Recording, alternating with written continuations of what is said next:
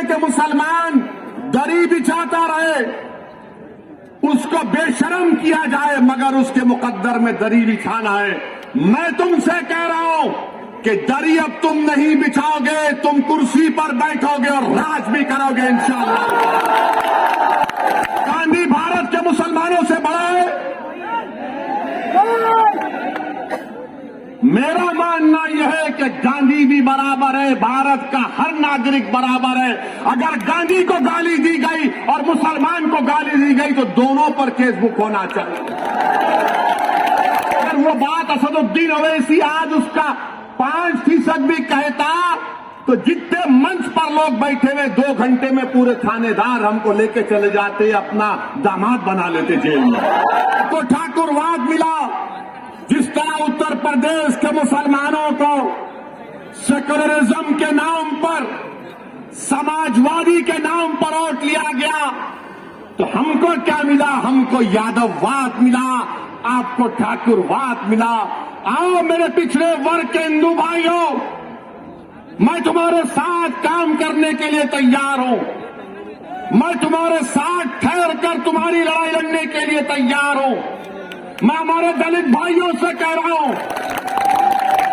मैं हमारे दलित भाइयों से कह रहा हूं, अगर आपको ये शिकायत है कि बीएसपी आपकी बात नहीं कर रही है तो असदुद्दीन ओवैसी तुम्हारी बात करने तैयार है, तुम्हारे खिलाफ इंसाफ का मुतालबा करने के लिए तैयार है।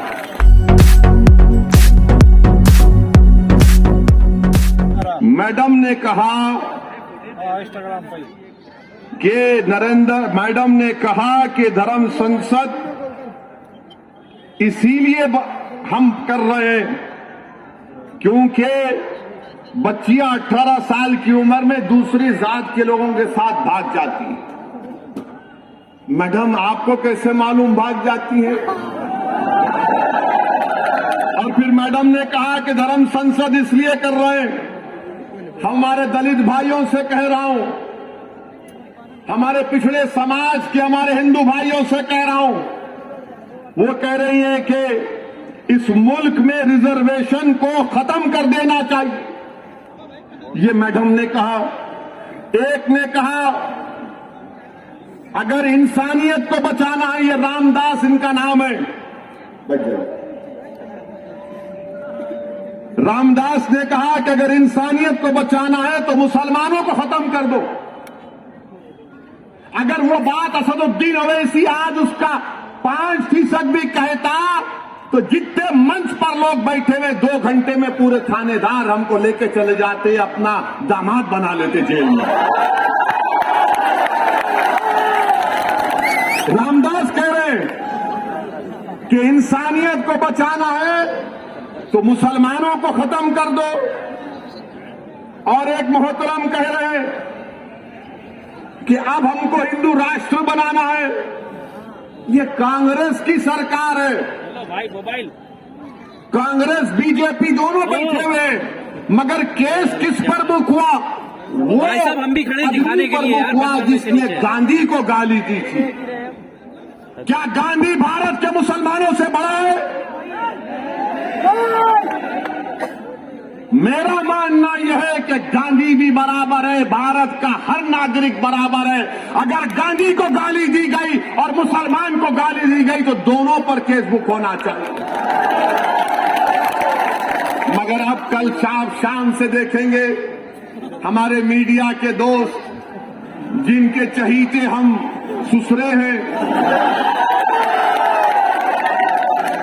इनके पप्पा मोदी हैं,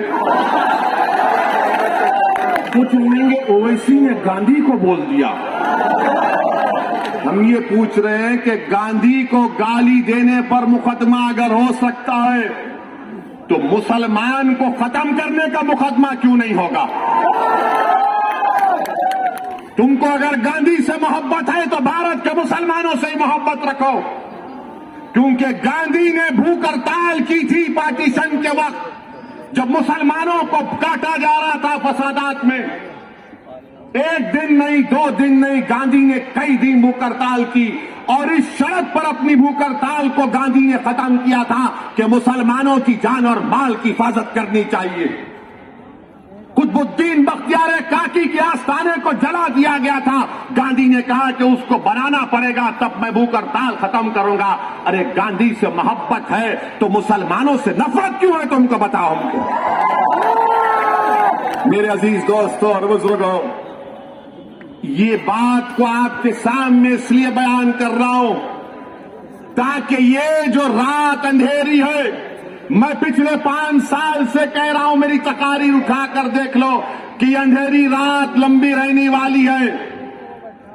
ये अंधेरी रात लंबी रहने वाली है, याद रखो मेरी इस बात को। हां, इस अंधेरी रात में सेकुलर जहन रखने वाले हमारे हिंदू भाई आज भी हैं, जो अंधेरी रात में जुगनू की तरह चमक कर कुछ उम्मीद की शमा जलाए बैठे हैं। मगर याद रखो, ये अंधेरी रात है जो नफरत फैला रहे हैं। ये भारत के दुश्मन है जो मुसलमानों को खत्म करने की बात कर रहे हैं। ये भारत के दुश्मन है, ये भारत के संविधान के दुश्मन है, ये अंबेडकर के दुश्मन है, ये गांधी के दुश्मन है, ये मौलाना अबुल कलाम आजाद के दुश्मन है, ये मुजाहिदीन आजादी के दुश्मन है। मेरे अजीज दोस्तों और बुजुर्गों, अभी जनाब शौकत अली साहब ने जिक्र किया अपनी तकरीर में कि किसी ने कहा कि असदुद्दीन ओवैसी की गर्दन को काट देंगे। मेरी गर्दन की फिक्र मत करो, मेरी गर्दन की फिक्र मत करो। मैंने तो अशहदु अल्ला इलाहा इल्लल्लाह व अशहदु अन्ना मुहम्मद रसूलुल्लाह कहकर अपनी जान को अपने रब के हवाले कर चुका हूं। जन्नत के एवज में इंशाअल्लाह ताला अपनी जान को अपने रब के हवाले कर चुका हूं। वो मुझे खून के लुथड़े से रब बनाया है, जब वक्त आएगा चले जाएंगे। कोई नहीं टिकेगा इस दुनिया में, कोई नहीं टिकेगा। बड़े बड़े वजीर आजम आए, सबको जाना पड़ा। कितने प्रधानमंत्री आए, सबको जाना पड़ा। मैं भी जाऊंगा। तुम अपनी फिक्र करो, तुम अपनी फिक्र करो कि मेरी गर्दन काटेंगे।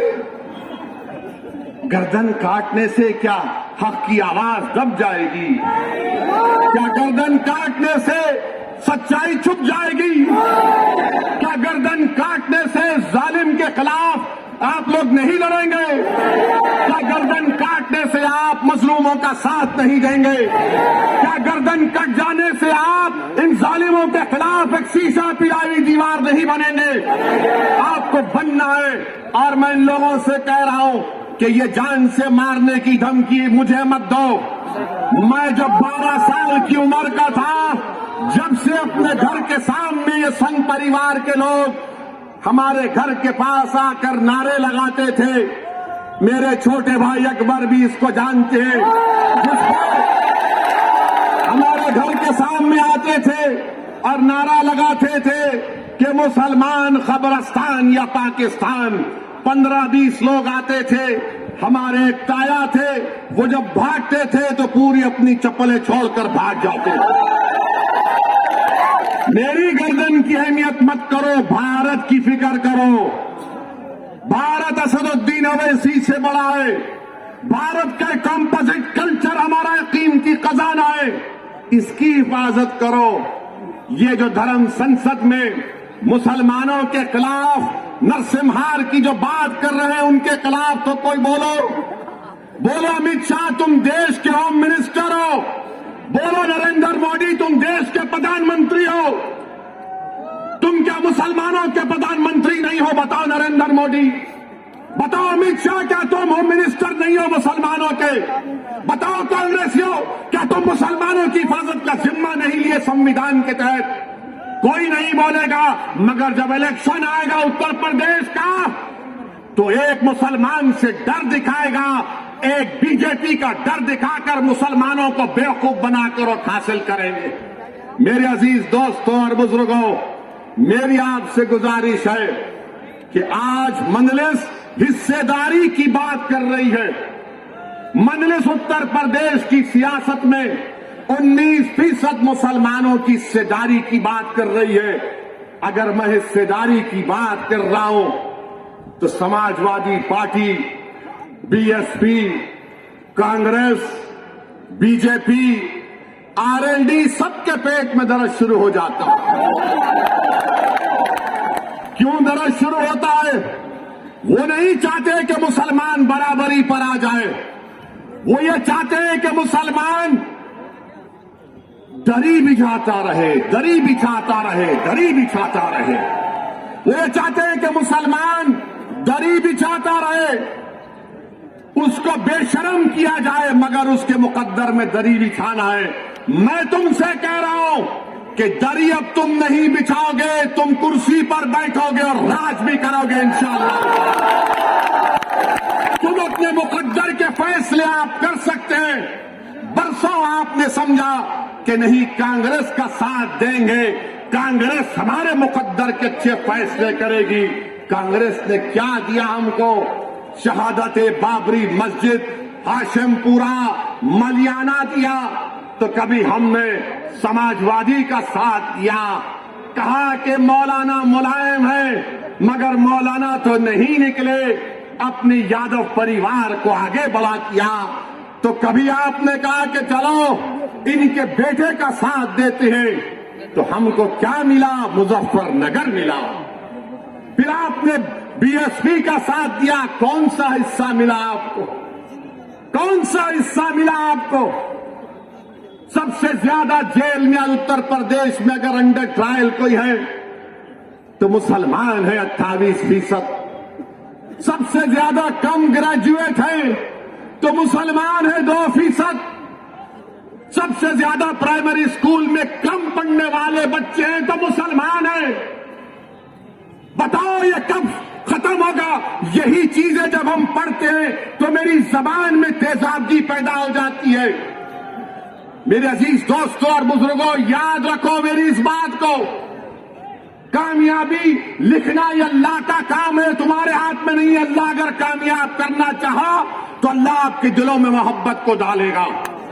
मगर मेरी इस बात को याद रख लो, अगर नाइंसाफी का आप खात्मा करना चाहते हैं, मैं सहारनपुर की इस मुबारक और तारीखी सरजमीन में खड़े होकर आपसे हाथ जोड़कर अपील कर रहा हूं कि तुमने 60 साल कांग्रेस का, आरएलडी का, समाजवादी का, बीएसपी का साथ दिया।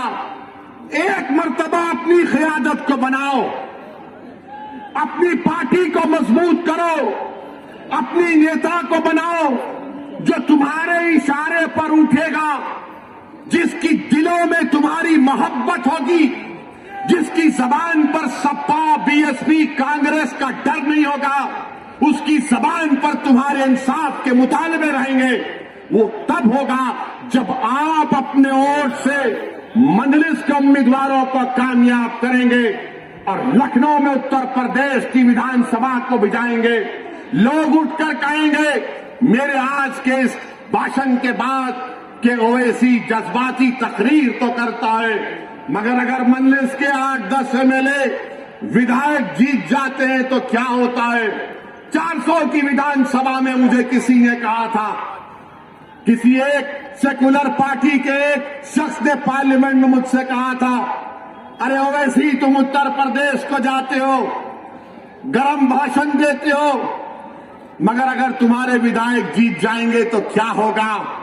मैंने कहा सर अभी पार्लियामेंट में तकरीरें आकर बैठिए। उस वक्त हमने कहा आइए बैठिए। बोले क्या बोलोगे? मैंने 4-5 मिनट हम बोलते हैं, बैठकर देखिए मजा आएगा। हमारा अल्लाह ने हमको बोलने की सलाहियत दी और फिर उसके बाद हम जब बाहर निकले हमने कहा बताओ कैसा लगा? तो कहा अगर तुम्हारी तरह बोलने वाले उत्तर प्रदेश की विधानसभा में पहुंच जाएंगे तो उत्तर प्रदेश में मुसलमानों की सफों में इनकलाब बर्पा हो जाएगा और इनकलाब बर्पा होगा इंशाअल्लाह ताला, इंशाअल्लाह ताला इनकलाब बर्पा होगा। क्योंकि अब तक हमने अपनी जबानों को दबा कर रखा, अब तक हमने अपने दिलों में जो हमारी ख्वाहिशात थी, जो उमंगें थी, जो ख्वाबें थी, उनको दबा कर रखा। मेरे गयूर नौजवानों, मेरे इज्जतदार कौम और मिल्लत के बुजुर्गों, उलमाए दीन से मैं आपसे गुजारिश कर रहा हूं कि इन ख्वाबों को पूरा उसी वक्त किया जा सकता है जब हम अपनी पार्टी के सियासी नुमाइंदों को कामयाब करेंगे। कोई उठकर बोलेगा ओवैसी मुसलमान अगर जीतेगा तो क्या सांप्रदायिकता को फायदा नहीं पहुंचेगा? मैं कहूंगा कि फिरका परस्ती खत्म होगी, फिरका परस्ती खत्म होगी अगर मुसलमानों के नुमाइंदे कामयाब होंगे। कोई पूछेगा कैसे? तो दैनिक भास्कर अखबार उठाकर देख लो आप। दैनिक भास्कर अखबार ने लिखा कि उत्तर प्रदेश में डीएम डिस्ट्रिक्ट कलेक्टर 28% ठाकुर हैं और ब्राह्मण समाज के हमारे भाई 22% हैं और 5% दलित और शेड्यूल ट्राइब से। कितनी आबादी में हिस्सा होगा ठाकुरों का और हमारे ब्राह्मण भाइयों का? 15-16% के करीब होगा, मगर 50% डीएम उनके हैं, 50% डीएम उनके। समाजवादी की सरकार हो, बीएसपी की सरकार हो या बीजेपी की सरकार हो, ठाकुर और ब्राह्मण विधानसभा में 25 से 27% नजर आएंगे और 19% मुसलमानों की हिस्सेदारी की मैं बात कर रहा हूं।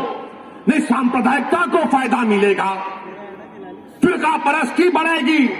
ये करेंगे तो बहुत अच्छा, ये दूध के नहले हुए हैं, ये बड़े पाकीज़ा हैं। और जब हम एक मजलूम कौम की इंसाफ की बात कर रहे हैं तो सब खामोश हो जाते हैं। मैं यहां पर हमारे हिंदू भाइयों से भी कहना चाह रहा हूं, असदुद्दीन ओवैसी और मजलिस किसी मजहब के खिलाफ ना थी, ना है, ना कभी रहेगी इंशाअल्लाह ताला।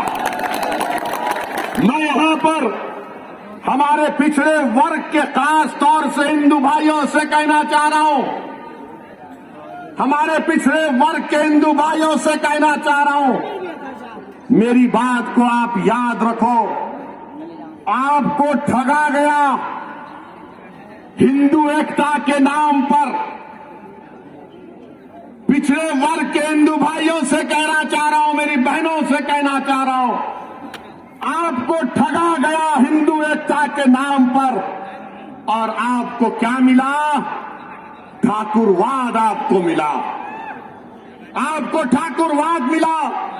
जिस तरह उत्तर प्रदेश के मुसलमानों को सेक्युलरिज्म के नाम पर, समाजवादी के नाम पर वोट लिया गया, तो हमको क्या मिला? हमको यादववाद मिला, आपको ठाकुरवाद मिला। आओ मेरे पिछड़े वर्ग के हिंदू भाइयों, मैं तुम्हारे साथ काम करने के लिए तैयार हूं, मैं तुम्हारे साथ ठहर कर तुम्हारी लड़ाई लड़ने के लिए तैयार हूं। मैं हमारे दलित भाइयों से कह रहा हूं,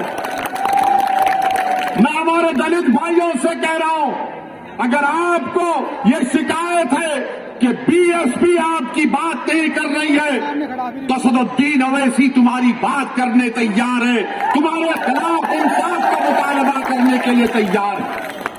और मेरे अजीज दोस्तों और बुजुर्गों, आप यहीं पर फिर ये लोग आके बोलते ओवैसी की तकरीर से हिंदू और मुसलमानों में नफरत की दीवार बढ़ गई।